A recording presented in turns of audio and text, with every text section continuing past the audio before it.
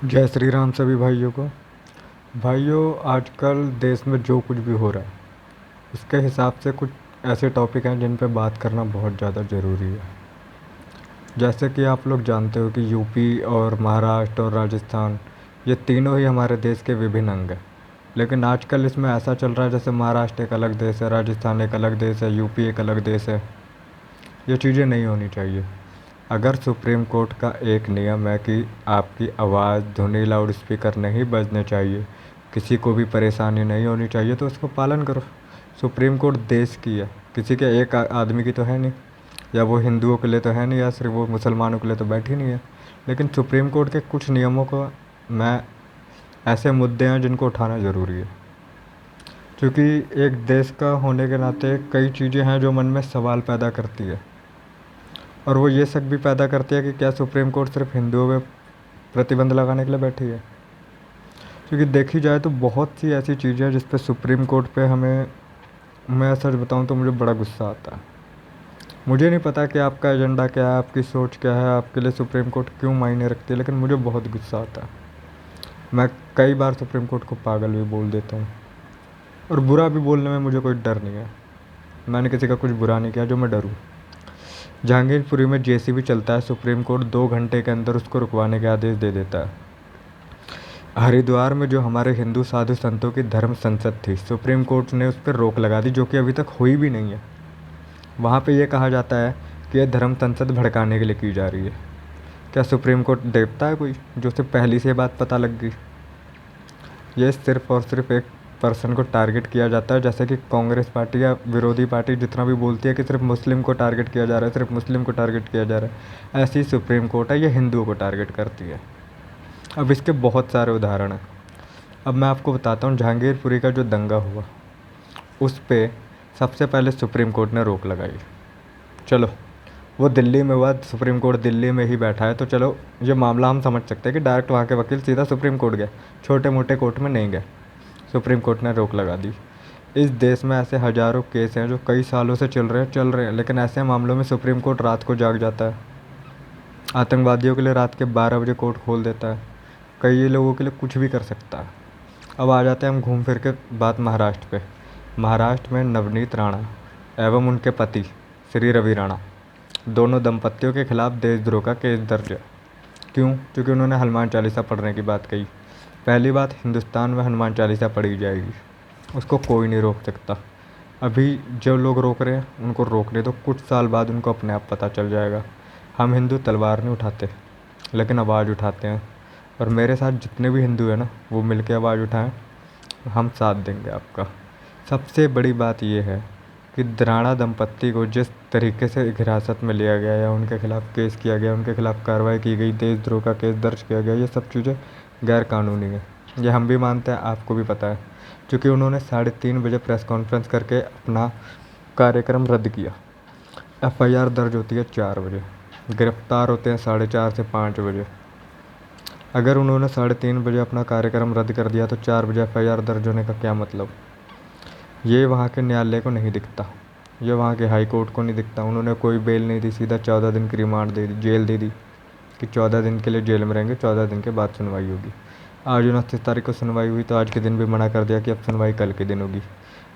कहते हैं जिसकी सरकार है पुलिस उसके हाथ में, कानून उसके हाथ में, कर्म अपना अपना है। यूपी में योगी जी ने कानून का, पुलिस का, प्रशासन का इस कदर काम किया कि हर कोई तारीफ़ कर रहा है।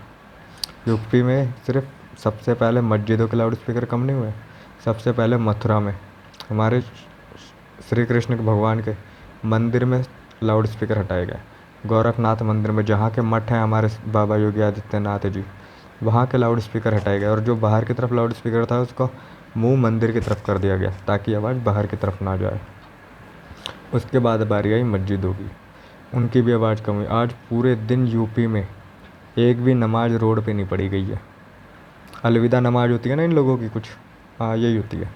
ये एक भी रोड पे नहीं पढ़ी गई है। और यही राजस्थान में, जयपुर में, मेन जयपुर में मस्जिद के सामने पूरा रोड ब्लॉक कर दिया गया। पूरा रोड को ब्लॉक कर दिया गया। 100 से भी ज़्यादा स्पेशल सिर्फ नमाज के लिए लाउड स्पीकर लगाए गए। मैं पूछना चाहता हूँ, क्या वहाँ पे सुप्रीम कोर्ट पागल था? क्या उसको ये नहीं दिख रहा था कि इन्होंने मेरे दिए गए बयान का उल्लंघन किया? सुप्रीम कोर्ट ने कहा था नए लाउड स्पीकर नहीं लगेंगे, लाउड स्पीकर पर ज़्यादा तेज पे नमाज या जो भी धार्मिक कार्यक्रम है वो नहीं होंगे। वहाँ पे 100 से भी ज़्यादा नए लाउड स्पीकर लगाए गए। ये सुप्रीम कोर्ट को क्यों नहीं दिखा? जो 2 घंटे में रोक लगा सकता है कार्रवाई पर, क्या वो जयपुर में राजस्थान सरकार के खिलाफ़ कोई कार्रवाई नहीं कर सकता? कर सकता, लेकिन वो करेगा नहीं, क्योंकि सुप्रीम कोर्ट मुसलमानों के खिलाफ़ नहीं है, हम हिंदुओं के खिलाफ़ है। हम हिंदुओं के ही खिलाफ़ है।